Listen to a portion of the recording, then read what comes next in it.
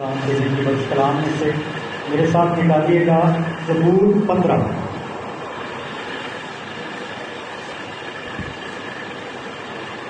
زبور 15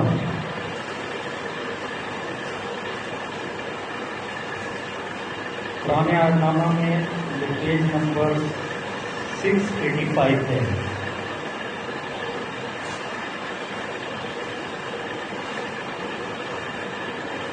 زبور 15 میں آپ کے سامنے تلاوت کروں گا۔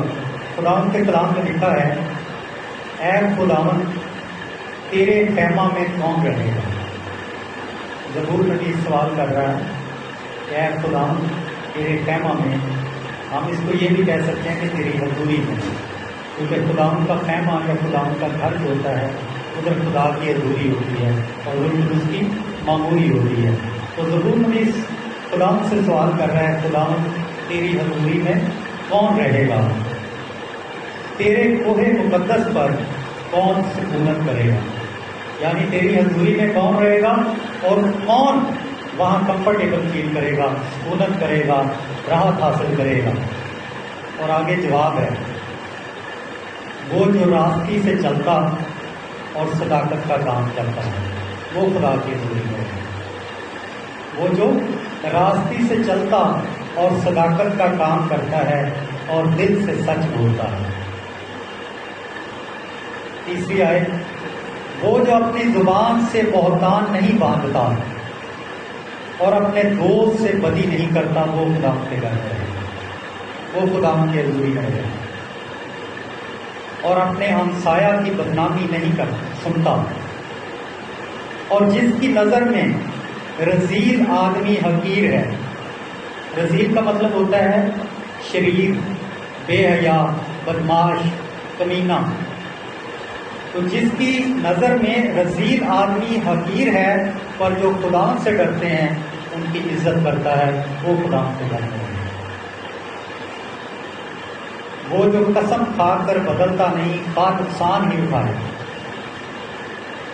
وہ جو اپنا روپیہ سود پر نہیں دیتا اور بے گناہ کے خلاف رشوت نہیں دیتا، ایسے کام کرنے والا کبھی جھوٹش نہ کھائے۔ کلام مقدس کا پڑھا اور سنا جانا ہم سب کے لیے باعث ہے۔ اس سے پہلے کہ ہم اس بات پہ غور کریں کہ خداوند کی حضوری میں کون رہے گا، اس سے پہلے یہ ضرور ہے کہ ہم اس پہ بات کریں کہ خداوند کی حضوری کی اہمیت کیا ہے، خداوند کی حضوری کی اور اس کی معموری کی اہمیت کیا ہے۔ تو خداوند کی حضوری کی اہمیت کا اندازہ آپ اس بات سے لگا سکتے ہیں کہ جب داؤد نبی نے گناہ کیا تو اس کے بعد اس نے دو چیزوں کو بہت مس کیا۔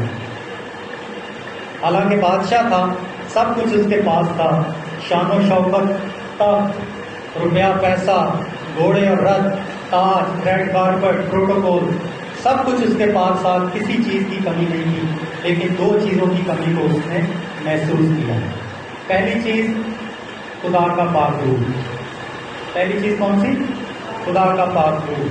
زبور 51 میں اس نے کہا کہ اے خداوند اپنے روح کو مجھ سے جدا نہ کر، اپنے روح کو مجھ سے جدا نہ کر، پھر سے مستقیم روح مجھ میں ڈال دے، کیونکہ گناہ کے وسیلہ سے، گناہ کی وجہ سے خدا کا روح اس سے الگ ہو گیا تھا، اب اس کی ہڈیاں ٹوٹتی تھی، اس کو تکلیف ہوتی تھی، تو اس لیے وہ خداوند سے التجا کرتا ہے کہ اے خداوند اپنے روح کو مجھ سے جدا نہ کر۔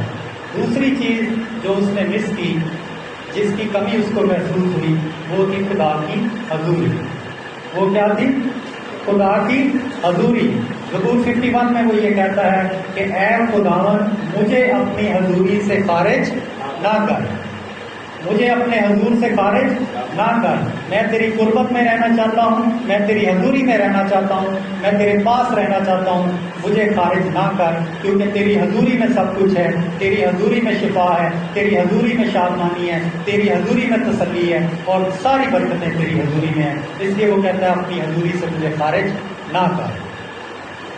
اس کے علاوہ جو شادیہ بات کر رہی تھی کہ جب داؤد نبی نے اپنا محل بنا لیا تو اس نے خیمہ بھی بنایا، اس کی سوچ یہ تھی کہ عہد کا صندوق جو قید یریب میں تھا، اس کی سوچ تھی کہ میں اس کو اس خیمہ میں لاؤں گا، اپنے محل کے قریب لاؤں گا، اور پھر جب میرا دل چاہے گا میں خداوند کی حضوری میں جاؤں گا، کیونکہ خداوند کے عہد کا صندوق جو ہے وہ خداوند کی حضوری کا سمبل ہے، وہ خداوند کی حضوری کا سمبل ہے۔ تو اس نے سوچا کہ میں اس کو اپنے خیمہ میں لے کر آؤں گا، پھر جب میرا دل چاہے گا میں خداوند کی حضوری میں جایا کروں گا، وہاں میں راحت حاصل کروں گا، وہاں میں تسکین حاصل کروں گا، وہاں سے میں برکت پاؤں گا، کیونکہ اس کی ساری شادمانی وہ محسوس کرتا تھا کہ خداوند کی حضوری میں ہے، کیونکہ وہ اس کو بہت مس کرتا تھا۔ اور اس بات کی تکمیل کے لیے اس نے کام کرنا شروع کیا۔ کام کیا کیا؟ 30,000 لوگ اکٹھے کر دیے، ایک نئی بیل گاڑی بنا دی، بیلوں کی جوڑی صنوبر کی لکڑی کے ساتھ اس نے تیار کروائی، داد، ستار، جھان، فل ٹائم کوائر اس نے تیار کر دی۔ کس کے لیے؟ کہ خداوند کے عہد کے صندوق کو لے کر آنا خیمہ میں۔ اور جب وہ اس کام کے لیے نکلے اور انہوں نے عہد کے صندوق کو اس نئی گاڑی پہ جو داؤد نے بنوائی تھی اس پہ رکھا، اور پھر پرستش کرتے ہوئے، گیت گاتے ہوئے اس کو لے کر آ رہے تھے، لیکن رستے میں ایک انسیڈنٹ ہوا جس کا ذکر بادشاہ دیا کرتے ہیں۔ یاد ہے آپ کو؟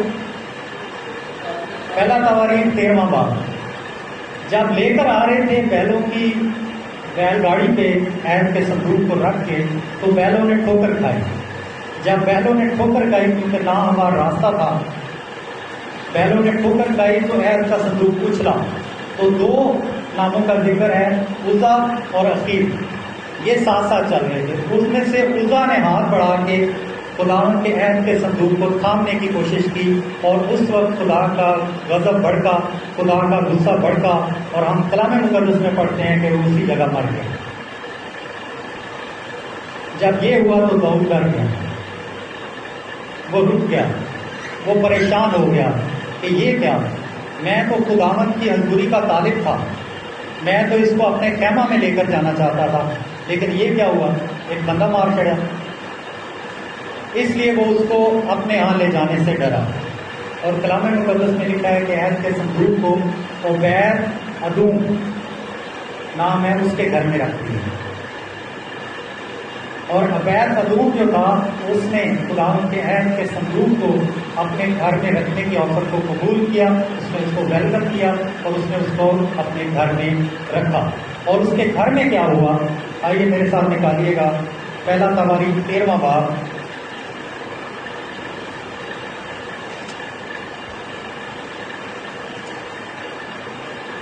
پہلا تواریخ 13واں باب اور اس کی 14ویں آیت۔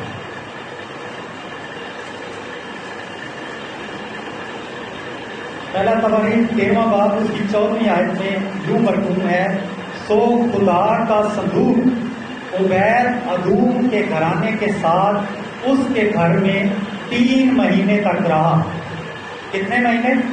3 مہینے تک رہا، اور خداوند نے عبید ادوم کے گھر اور اس کی سب چیزوں کو برکت دی۔ خداوند نے عبید ادوم اور اس کے گھر کی سب چیزوں کو کیا دیا؟ برکت دی۔ اب سوال یہ ہے کہ یہ وہی خدا کی حضوری ہے کہ ایک طرف سے ایک بندہ مر گیا، اور یہی خدا کی حضوری ہے کہ عبید ادوم کے گھرانے کو برکت دے دی۔ اس پہ ہم بات کریں گے، لیکن آپ اس بات کو سمجھیے کہ خداوند کی حضوری کی امپورٹنس یہ ہے کہ جہاں خدا کی حضوری ہوتی ہے وہاں برکت ہوتی ہے۔ عبید ادوم کے گھرانے کو اور اس کی سب چیزوں کو جو اس کے ساتھ جڑی تھی خدا نے برکت دی، اس کی اولاد کو خدا نے برکت دی، اس کی سب چیزوں کو خدا نے برکت دی، اس کی ضرورتیں پوری ہونا شروع ہو گئی، اس کے گھر میں خوشحالی آ گئی، اس کے دن پھر گئے۔ کیونکہ ہم دیکھتے ہیں اپنے معاشرے میں کہ جب کوئی بہت ماٹھا ہوتا ہے نا اور یکدم اس کا لائف سٹائل چینج ہو جائے تو ہمیں پتہ چل جاتا ہے کہ یہاں کچھ ہوا ہے۔ تو عبید ادوم جو تھا نا، اس کے گھر میں بھی جب تبدیلی آئی تو لوگوں کو پتہ چلا۔ ہمارے محلوں میں آپ دیکھیں، اگر مثال کے طور پہ میں کہوں گا کہ ایک خاندان ہے جڑا کبھی ایس کرو سالن مان، کبھی اس کرو سالن مان، کبھی اس کرو سالن مان، اور اچانک جو ہے وہ دیگیں دینا شروع کر دے، وہ لوگوں میں خیرات بانٹنا شروع کر دے، لوگوں کو دینا شروع کر دے، تو ہمارے ذہن میں آ جاتا ہے کہ اس کو خدا نے برکت دی ہے۔ جس کو خدا نے برکت دی ہے، اس کے دن پھر گئے، اس کے حالات پہلے جیسے نہیں رہے. پہلے یہ سب سے مانگتا تھا لیکن ابھی سب کو دیتا ہے. تو یہی حال ادھر ہوا. عبید ادوم کے گھرانے کو جب برکت ملی تو کسی نے داؤد کو جا کے بتایا کہ عہد کے صندوق کو عبید ادوم کے گھر میں رکھ دیا ہے، خدا نے تو اس کو برکت دینا شروع کر دی ہے، اس کے گھرانے کو برکت دینا شروع کر دی ہے.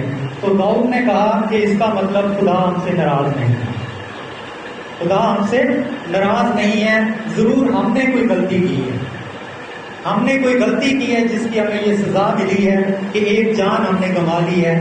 تو اس لیے وہ سوچنا شروع ہو گیا، کتابیں کھل گئیں، کلام جو حیات کا سرچشمہ ہے اس کو کنسلٹ کیا گیا اور پھر اس کو پتہ چلا کہ ہاں میں غلط تھا. اس نے کہا ہم نے بہت بڑی غلطی کی، خدا ہم سے ناراض نہیں ہے، ہم غلط تھے، ہم نے بہت بڑی غلطی کی کہ ہم نے نئی گاڑیاں تیار کر لی، ہم نے نئے ساز بنا لیے، ہم نے لوگوں کو اکٹھا کر لیا، لیکن ہم کلام کے تابع نہیں ہوئے، ہم نے کلام کی تابع داری نہیں کی، ہم نے کلام کے مطابق نہیں ایکٹ کیا. کیونکہ کلام مقدس میں لکھا ہے کہ عہد کے صندوق کو لاوی اٹھائیں گے، نہ کہ نئی بیل گاڑیاں اٹھائیں گی، نہ کہ عام لوگ ہینڈل کریں گے، بلکہ اس کے لیے خداوند نے لاویوں کو مقرر کیا تھا. اس لیے داؤد نے کہا کہ بیل گاڑی کو لے جاؤ، نئے سازوں کو لے جاؤ، لاویوں کو بلاؤ، مقرر کیے ہوئوں کو بلاؤ، چنے ہوئوں کو بلاؤ، جن کو خدا نے مخصوص کیا ہے ان کو بلاؤ، تاکہ ہم عہد کے صندوق کو خیمہ میں لے کر آئیں.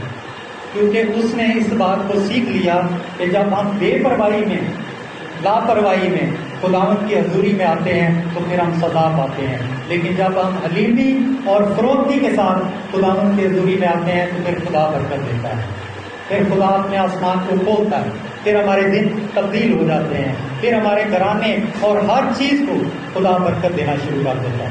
اور اس لیے پھر اس نے لاویوں کو بلایا، لاویوں نے اپنے آپ کو پاک کیا اور پھر وہ عہد کے صندوق کو اٹھانے کے لیے گئے. اور کلام مقدس میں لکھا ہے کہ جب انہوں نے وہ اٹھایا تو ہو سکتا ہے داؤد کے دل میں ڈر ہو کہ ابھی بھی کچھ ہوگا، لیکن جب وہ اٹھا کے لے کے جا رہے تھے اور کچھ نہیں ہوا، کوئی نہیں مرا، تو کلام میں لکھا ہے انہوں نے پھر قربانی چڑھائی، انہوں نے پھر قربانی چڑھائی، کیونکہ ان کو پتہ چل گیا کہ ابھی ہم کلام کے مطابق چل رہے ہیں، ابھی خدا ہمیں برکت دے گا نہ کہ سزا دے گا. یہ ہے خدا کی حضوری، اگر ہم اس کی اہمیت کو سمجھیں. اس کے علاوہ اگر موسیٰ کی بات کریں تو موسیٰ کو بھی اس بات کی اہمیت کا پتہ تھا کہ خدا کی حضوری کی اہمیت کیا ہے. خروج کی کتاب اس کے 33ویں باب میں جب ہم پڑھتے ہیں کہ جب موسیٰ بنی اسرائیل قوم کو لے کر جا رہے تھے تو ایک مقام ایسا آیا جب خدا نے موسیٰ سے کہا کہ یہ ایک گردن کش قوم ہے اور میں پاک ہوں، یہ سمجھوتوں میں رہتے ہیں، یہ بڑبڑاتے ہیں، یہ میری پیروی نہیں کرتے، یہ میری پرستش نہیں کرتے، ان کو مصر یاد آتا ہے، ان کے دلوں سے مصر نہیں نکلتا، اس لیے میں تمہارے ساتھ چلوں گا تو یہ سب مر جائیں گے، میں اپنا فرشتہ بھیج دوں گا، وہ تمہارے ساتھ چلے گا لیکن میں نہیں چلوں گا. کیسی آفر ہے یہ؟ اگر ہمیں یہ آفر دی جائے کہ چرچز میں خدا بولے کہ میں فرشتے بھیج دوں گا اور میں نہیں آؤں گا، تو ہم اس آفر کو قبول کر لیں؟ نو. موسیٰ چلا اٹھا کہ نہیں، اے خداوند اگر تو نے ہمارے ساتھ نہیں چلنا تو ہمیں اس جگہ سے ایک قدم بھی آگے نہ لے جا. لوگ کس طرح جانیں گے کہ ہم نرالے لوگ ہیں؟ لوگ کس طرح جانیں گے کہ ہم تیرے ہیں جب تک تیری حضوری ہمارے ساتھ نہیں ہوگی؟ ہم نرالے اس لیے کہلاتے ہیں کہ ہمارا خدا ہمارے ساتھ ہے، ہم نرالے اس لیے کہلاتے ہیں کہ ہمارے خدا کی حضوری ہمارے ساتھ رہتی ہے، ہم اس لیے شاہی کہنوں کا فرقہ اور ایک مقدس قوم کہلاتے ہیں کیونکہ خدا کی حضوری ہمارے ساتھ رہتی ہے. اور جب خدا کی حضوری ہمارے ساتھ نہیں ہوگی تو پھر ہم نرالے نہیں کہلا سکتے، پھر ہم مقدس قوم نہیں کہلا سکتے. تو اس لیے موسیٰ نے کہا کہ خداوند تو ہمارے ساتھ چل تو ہمیں لے جا، ورنہ یہاں سے ایک قدم آگے نہیں جانا. اور خداوند کو پھر ان پہ ترس آ گیا اور خداوند نے ان کے ساتھ چلنا شروع کیا. یہ ہے خدا کی حضوری. اب بات کر لیتے ہیں کہ اس میں رہے گا. آ جائیے زبور 15 میں.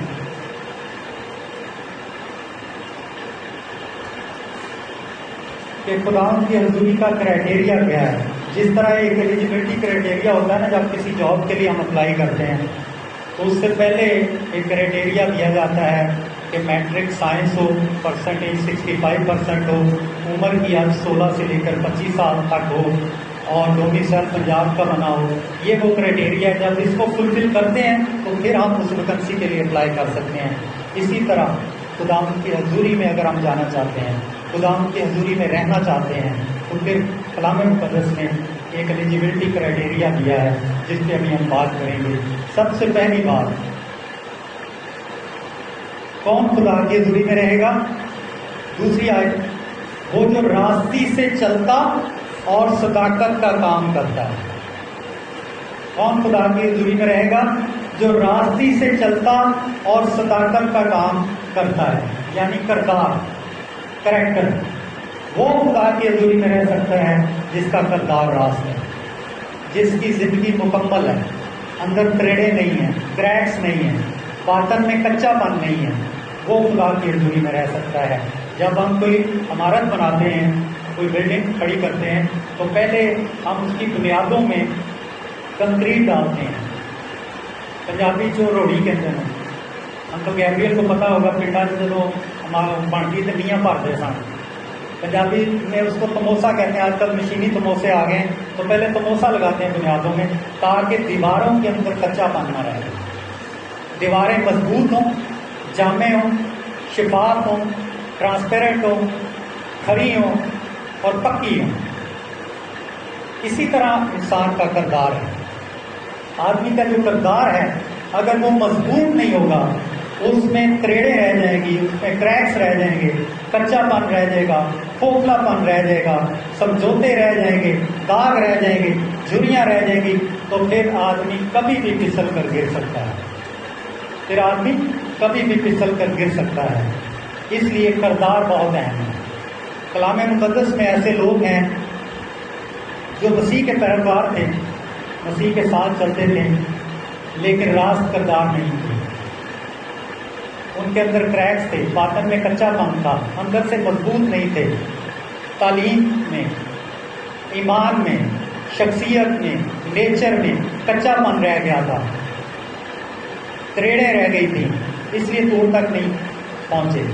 چرچ میں آگے نجات کو نہیں سمجھے، کلام کو نہیں سمجھے، تعلیم کو نہیں سمجھے، بپتسمے لے لیے، روح القدس کے بپتسمے ہو گئے، لیکن اندر سے کیونکہ کچے تھے، اندر سے مضبوطی نہیں تھی، کردار مضبوط نہیں تھا، اس لیے گر پڑے. یہودا اسکریوتی سب سے پہلی مثال. مسیح کا شاگرد تھا، ایجوکیٹڈ تھا، شاگردوں میں سب سے زیادہ ایجوکیٹڈ تھا، اور اس کو کیشیئر لگایا ہوا تھا. لیکن ایک چیز اندر ہی اندر سے اسے کھاتی رہی، اور وہ تھا لالچ. وہ اس تھیلی جو ایک خزانچی کو دی ہوئی تھی اس میں سے پیسے چراتا ہے، وہ اس میں ڈنڈی مارتا تھا. اور جب ہم کلام مقدس میں پڑھتے ہیں یوحنا کے 12ویں باب میں وہ واقعہ کہ جب ایک عورت نے آ کے یسوع مسیح کے پاؤں پہ عطر ڈالا، تو یہی شاگرد تھا جس نے کہا کہ اس عطر کو 300 دینار کا بیچ کر غریبوں میں تقسیم کیا جا سکتا تھا. اس کا یہ مطلب نہیں کہ اس کو غریبوں کی فکر تھی یا غریبوں کا خیر خواہ تھا. اس کو یہ تھی کہ اگر 300 دینار اس تھیلی میں آتے تو میں مارتا، میں اپنا حصہ اس میں سے نکالتا. دیکھنے میں تو مسیح کا شاگرد ہے، اس کے ساتھ چلتا ہے، میٹنگ، بشارت کی میٹنگ، اسی کے ساتھ رات رہنا، ساتھ چلنا، ساتھ سونا، اور دیکھنے میں اس کا پیروکار، لیکن اندر سے گناہگار ہے کیونکہ باطن کچا ہے. تعلیم کو نہیں سمجھا، نجات کو نہیں سمجھا، مسیح کے ساتھ رہتے ہوئے بھی اس نے مسیح کو دل سے قبول نہیں کیا، اس لیے گر پڑا. تو جب باطن میں کچا پن ہوتا ہے تو پھر انسان کبھی بھی گر سکتا ہے. دوسری مثال شمعون جادوگر، اعمال کی کتاب 8واں باب. شمعون ایک جادوگر تھا، سامریا میں رہتا تھا، اور اپنے جادو سے اس نے اس پورے علاقہ کو حیران کیا ہوا تھا، اور لوگ اس کے کرتبوں کو دیکھ کر اس کے پیچھے دوڑے چلے آتے تھے. اور آج کل ہم بھی انہیں کاموں میں زیادہ تر پڑے ہوئے ہیں. جو صحیح کرتب کرتا ہے اس کے پیچھے چل پڑتے ہیں. فلانا خادم وہ ہاتھ انج کرتا ہے تو لوگ انج ڈگ کرتے ہیں، وہ انج کرتا ہے بدلوا انج. اس کی تعلیم کیا ہے؟ اس کی تعلیم کلام کے مطابق ہے یا نہیں، اس کا کردار کیسا ہے، اس کے بارے میں ہم غور نہیں کرتے. ہم صرف اس کے کرتب دیکھ کر اس کے پیچھے چل پڑتے ہیں کہ یہ اس طرح کرتا ہے. تو اس شمعون جادوگر نے بھی اپنے کرتبوں کی وجہ سے، اپنے جادو کی وجہ سے لوگوں کو اپنے پیچھے لگایا ہوا ہے. پھر ایک دن فلپس آ گیا انجیل کی منادی کرنے کے لیے سامریا میں. اس نے جب انجیل کی منادی کرنا شروع کی تو کلام مقدس میں ہم پڑھتے ہیں کہ لوگ تبدیل ہونا شروع ہو گئے، بڑے بڑے معجزات ہونا شروع ہو گئے. شمعون جادوگر نے دیکھا کہ جو میرے پاس قوت ہے اس سے بڑی قوت یہ ہے جو ان کے پاس ہے. وہ شاگردوں کے پاس آ گیا، اس نے مسیح کو قبول کر لیا، پانی کا بپتسمہ لے لیا، سارے تماشے چھٹ دیتے، مسیح کا پیروکار بن گیا اور شاگردوں کے ساتھ رہنا شروع ہو گیا. لیکن بنیاد مضبوط نہیں تھی، نجات کو صحیح طور پر سمجھا نہیں تھا، تعلیم کو دل سے قبول نہیں کیا تھا. تو ایک دفعہ کیا ہوا، اس نے دیکھا کہ یہ شاگرد جب لوگوں پہ ہاتھ رکھتے ہیں تو لوگ بدل جاتے ہیں، روح القدس کے بپتسمے ہوتے ہیں، لوگ غیر زبانیں بولنا شروع ہو جاتے ہیں. تو ایک دن پترس کے پاس آ کے کہتا اے لوگ ایسے کہ جو تسی کرتے ہیں نا یہ مینوں بھی دو کہ میں کسی تے ہاتھ رکھا تو روح القدس نہ پڑ جائے. کیونکہ یہ اس کی بنیاد تھی، بنیاد مضبوط نہیں، بنیاد کچی تھی، صحیح طرح کردار سازی نہیں ہوئی تھی. لیکن پترس نے اس سے کہا تیرے روپے تیرے ساتھ غارت ہیں. کیا بولا؟ تیرے روپے تیرے ساتھ غارت ہیں. یہ وہ شخص ہے جس کی بنیاد پکی، جو راست کردار ہے، جس کی فاؤنڈیشن مضبوط ہے. اس نے کہا تیرے روپے تیرے ساتھ غارت ہیں. میرے ساتھ نکالیے گا اعمال 8واں باب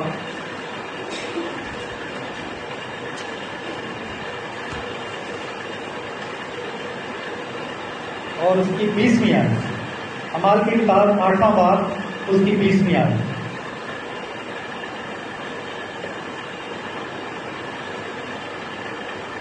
پترس نے اس سے کہا تیرے روپے تیرے ساتھ غارت ہوں، اس لیے کہ تو نے خدا کی بخشش کو روپیوں سے حاصل کرنے کا خیال کیا. تیرا اس امر میں نہ حصہ ہے نہ بکرا، کیونکہ تیرا دل خدا کے نزدیک خالص نہیں ہے. یہ وہ شخص ہے جس کی بنیاد مضبوط ہے. اس نے روپے کو بھی ٹکرا دیا. اگر میری جگہ ہوتا تو ہو سکتا کہتا کہ چلو ہدیہ تو خدا واسطے لے کے آئے یہ تو دے دو کیونکہ تمہیں ناراض بھی نہیں کرنا، باقی انج نہیں کرے گا، خدا کی بخشش میں ازمائی کا نہیں. لیکن پیسے دے دو، کیشیئر صاحب انٹر کرو بھائی بران پیسے رجسٹر. لیکن اس نے کہا کہ تو بھی غارت ہو اور تیرے ساتھ تیرے روپے بھی غارت، کیونکہ تیرا دل خدا کے نزدیک خالص نہیں ہے. آدمی کے نزدیک خالص ہو سکتا ہے، آدمی بہکاوے میں آ سکتا ہے، وہ روپے پیسے کے لالچ میں آ سکتا ہے، لیکن خدا کے نزدیک تیرا دل خالص نہیں ہے، کیونکہ تم نے خدا کی بخشش کو روپے سے خریدنے کی کوشش کی ہے. اس لیے کہ اس کا کردار جو ہے وہ مضبوط نہیں تھا، اندر کچا پان تھا، کھوکھلا تھا، جلد بازی میں فیصلہ کر کے خدا کو قبول کر لیا، دل سے تعلیم کو نہیں سمجھا، نجات کو نہیں سمجھا، مسیح کو اوپر اوپر سے قبول کر لیا، اندر سے وہی اپنا کام جاری رکھتا. لیکن جب ہم راست کردار ہوتے ہیں، جب ہمارا کردار مضبوط ہوتا ہے، جب ہماری فاؤنڈیشن جو ہے وہ اسٹرانگ ہوتی ہے، تو پھر ہم اس طرح کی بات کرتے ہیں جو مسیح کے صفت الصلاح نے کی. پترس نے کہا کہ تمہارے روپے تمہارے ساتھ غارت ہیں. دوسری بات، ایک تو وہ شخص نہیں خدا کے حضوری میں رہ سکتا جو راستی سے نہیں چلتا اور صداقت کے کام نہیں کرتا. اور اگلی بات ہے اور دل سے سچ بولتا ہے، وہ جو اپنی زبان سے بہتان نہیں باندھتا. وہ شخص خدا کی حضوری میں رہ سکتا ہے جو دل سے سچ بولتا ہے، جس کی گفتگو اور زبان کا استعمال ایکسیلنٹ ہے. وہ خدا کی حضوری میں رہ سکتا ہے، وہ خدا کے ساتھ چل سکتا ہے، وہ خدا کی حضوری میں کمفرٹیبل رہے گا، وہ خدا کی حضوری میں سکونت حاصل کرے گا جو دل سے سچ بولتا ہے. کیونکہ ایسا شخص بھروسے کے قابل ہوتا ہے. جو جھوٹ بولتا ہے اس پہ بھروسہ نہیں کیا جا سکتا. اس پہ کوئی یقین نہیں کرے گا، لیکن جو دل سے سچ بولتا ہے وہ قابل بھروسہ ہوتا ہے۔ اور ہمارا خدا سچائی کا خدا ہے، وہ نور ہے، اس نے ہمیں سچائی کی تعلیم دی ہے اور ہم نے سچائی کو پایا ہے، پھر ہم خدا کی حضوری میں رہ سکتے ہیں۔ دوسری بات، جو اپنے منہ سے بہتان نہیں باندھتا، یعنی دوسروں کی پیٹھ پیچھے ان کے بارے میں باتیں کرنا، جو دوسروں کی کردار کشی نہیں کرتا۔ کئی لوگوں کو یہ عادت ہوتی ہے کہ جب وہ بندہ موجود نہیں ہوتا وہ بختوئیاں کرنی، وہ شکایتیں کرنی، وہ بارے بریاں گلاں کرنی، وہ کردار کی نفی کرنی، جب وہ کیا آ گیا پھر اکھ مار دینی جی آ گیا، پھر انہیں تعریفاں شروع کر دینی۔ ایسا شخص خدا کی حضوری میں نہیں رہ سکتا، ایسا شخص خدا کی حضوری میں سکونت نہیں پا سکتا۔ جو بہتان باندھتا ہے، جو دوسروں کی کردار کشی کرتا ہے، وہ خدا کی حضوری میں نہیں رہ سکتا۔ اگلی بات، اور اپنے دوست سے بدی نہیں کرتا اور اپنے ہمسایہ کی بدنامی نہیں سنتا۔ اپنے دوست سے بدی نہیں کرتا اور اپنے ہمسایہ کی بدنامی نہیں سنتا۔ یہ اس کا طرز عمل ہے کہ جو اس کے آس پاس رہتے ہیں وہ ان کا برا نہیں چاہتا، وہ ان کے بارے میں برا نہیں سوچتا اور دوسروں کی بدنامی نہیں سنتا۔ کئی لوگ دوسرے یا بدنامیاں سننے کا چسکا پیا ہوتا ہے، وہ جب تک سن نہ لیں ان کو سکون نہیں ملتا، ان کے لیے وہ وٹامن ہوتا ہے، جب تک وہ ملے گا نہیں وہ سکون سے نہیں بیٹھیں گے، کبھی اس جگہ پہ کبھی اس جگہ پہ، وہ باتیں ہی ایسی کریں گے کہ دوسرا کھلے، اس کو پروگنے کی کوشش کریں گے، دوسرے کے بارے میں باتیں کریں گے اس طرح کی کہ وہ کھلے اور وہ بدنامی کی باتیں ہمیں سنائے۔ مثال کے طور پہ، اگر کوئی بہن و معذرت نہ، اگر کوئی بہن کسی دوسرے کے گھر میں جائے تو پتہ نہیں فلانی کل کی ڈیوٹی سے گئی سے اجے تک نہیں آئی، وہ اگے خداپرست ہوئے گی، کوئی نجات یافتہ ہوئے گی، انہیں کیا ہاں بھی ماسی کا گھر ملتی کہ ادھر چلی گئی ہوں، پھر وہ منہ بن گیا کہ میں تو سوال ہو نیت نہ کیتا سی، انہیں تو کوئی پازیٹیو گل کر چڑی، پھر انہیں اگلے گھر چل گیا، فلانی ڈیوٹی پہ گئی سی کل کی، پھر کل بھی آئی نہیں، اپنے گھر آئی نہیں، انہیں کہا ہاں ادھر بھی کوئی چکر پہ وہ فوٹو لگایا تو یہ کام بھی مل گئی ہے، پھر اتنے آدھا گھنٹہ خوب بیٹھک کرنی، پھر انہوں کی عزت کے جنازے کرنے، پھر انہوں کے بارے میں گفتگویاں کر کے جب چسکا پورا ہو گیا، وٹامن حاصل کر لیا، پھر سکون کا ساتھ لیا، گھر آ کے تین روٹیاں کھا لیا، کیا جو کام ہو گیا۔ ایسا شخص خدا کی حضوری میں نہیں رہ سکتا، جو دوسروں کی بدنامی کرتا ہے، سنی سنائی باتوں پہ دوسروں کی کردار کشی کرتا ہے، جس بات کا حقیقت سے کوئی تعلق نہیں، جس کے بارے میں آپ جانتے نہیں، اس کو دوسروں تک پہنچانے کی ضرورت نہیں، جس کی سچائی سے آپ واقف نہیں اس کو دوسروں تک پہنچانے کی ضرورت نہیں۔ اتنی بات کریں جتنی آپ کو بھروسہ ہے کہ یہ صحیح ہے، جو خیال ہے یا جو اندازہ ہے اس کو دوسروں کے ساتھ بیان کرنے کی کوشش نہ کریں، اسپیشلی اگر آپ کے کسی جاننے والے کی بدنامی کے بارے میں، یا اس سے اس کی بدنامی ہو سکتی ہے یا اس سے اس کی کردار کشی ہو سکتی ہے، تو ایسی بات دوسروں کو بتانے کی ضرورت نہیں ہے، کیونکہ ایسا شخص خدا کی حضوری میں نہیں رہ سکتا۔ اگلی بات، چوتھی آیت، وہ جس کی نظر میں رذیل آدمی حقیر ہے پر جو خداوند سے ڈرتے ہیں ان کی عزت کرتا ہے۔ جو غلط کو غلط کہتا ہے اور صحیح کو صحیح کہتا ہے وہ آدمی خدا کی حضوری میں ہے۔ بعض اوقات یہ ہوتا ہے کہ کوئی رذیل، جیسے میں نے آپ کو بولا کہ برا شخص، چور، بدماش، کمینہ، بے حیا، ادنا، یہ اس کے میننگ ہے۔ تو بعض اوقات یہ ہوتا ہے کہ کوئی بدماش ہوتا ہے، چور ہوتا ہے، لیکن کیونکہ وہ پاور میں ہوتا ہے تو ہم ایک سچے بندے کو چھوڑ کر ہم اس کی سائڈ لینے کی کوشش کریں گے کہ یہ صحیح ہے، کیونکہ ہم نے اس معاشرے میں رہنا ہے، ہم ڈپلومیسی کریں گے اور ہم اس کی غلط باتوں میں بھی اس کی ہاں میں ہاں ملا دیں گے۔ تو کلام مقدس کہتا ہے کہ جو رذیل آدمی کو حقیر جانتا ہے، جو غلط ہے اس کو غلط کہتا ہے، اس کی ہاں میں ہاں نہیں ملاتا، پر جو خداوند سے ڈرنے والے ہیں ان کی عزت کرتا ہے، ان کے ساتھ میل ملاپ رکھتا ہے، ان کے ساتھ اٹھتا بیٹھتا ہے، جو خداوند کے لوگ ہیں، جو اس کی کلیسیا کے لوگ ہیں، ان کے ساتھ اس کی اچھی رفاقت ہے، ان کے ساتھ اس کا میل ملاپ ہے، اس کی صحبت ان کے ساتھ ہے، وہ خداوند کی حضوری میں رہ سکتا ہے۔ کیونکہ کلام مقدس میں لکھا ہوا ہے کہ بری صحبتیں اچھی عادتوں کو بگاڑ دیتی ہیں۔ تو جس شخص کی صحبت اچھی ہے، جو ایمانداروں کے ساتھ رہتا ہے، نجات یافتہ لوگوں کے ساتھ اس کا اٹھنا بیٹھنا ہے، تو کوئی نہ کوئی گفتگو میں کام کی بات سیکھنے کو مل جائے گی۔ لیکن ہم رذیل لوگوں کے ساتھ اگر بیٹھیں گے، بری صحبت میں بیٹھیں گے، تو کچھ برا ہی ہمیں ملے گا، اچھا نہیں ملے گا۔ اچھا اگر ملنا ہے تو خداوند کے لوگوں سے ملنا ہے۔ جو خداوند کے لوگ ہیں ان کی عزت کرتا ہے، ان کے ساتھ اس کا اٹھنا بیٹھنا ہے، ان کے ساتھ رہتا ہے، ان کی صحبت میں رہتا ہے، وہ خداوند کی حضوری میں رہ سکتا ہے۔ اگلی بات، وہ جو اپنا روپیہ سود پر نہیں دیتا ہے۔ یہ کلیئر آپ سب کو پتہ ہے، بہت سارے لوگ سود پہ پیسہ دے دیتے ہیں، تو 10,000 دے دیتا ہے، ہر مہینے 2,000 لے جانا، 10 روپے کا ہوتے ہی۔ ہماری قوم میں شکر ہے خداوند کا یہ بیماری نہیں ہے، بتانا تو زیادہ، لیکن خداوند کا کلام اس سے منع کرتا ہے کہ ہم نے سود پہ پیسہ نہیں دینا۔ ایسا شخص بھی خدا کی حضوری میں نہیں رہ سکتا، اور بے گناہ کے خلاف رشوت نہیں دیتا۔ ایسے کام کرنے والا کبھی جرمش نہ کھائے گا۔ جس میں یہ خوبیاں ہوں گی جو میں نے آپ کے ساتھ شیئر کی ہیں خداوند کے کلام میں سے، خداوند کا کلام کہتا ہے وہ کبھی جرمش نہ کھائے گا، وہ کبھی نہیں گرے گا، وہ ہمیشہ کھڑا رہے گا، اس کے پاؤں چٹان پہ ہیں، خداوند اس کے ساتھ ہے۔ وہ اگر گر بھی جائے تو خداوند اسے اٹھا کھڑا کرے گا، کیونکہ خداوند کے کلام میں لکھا ہے صادق 7 بار گرتا ہے، خدا اسے اٹھا کھڑا کرتا ہے، لیکن شریر گرتا ہے اور گرا ہی پڑا رہتا ہے۔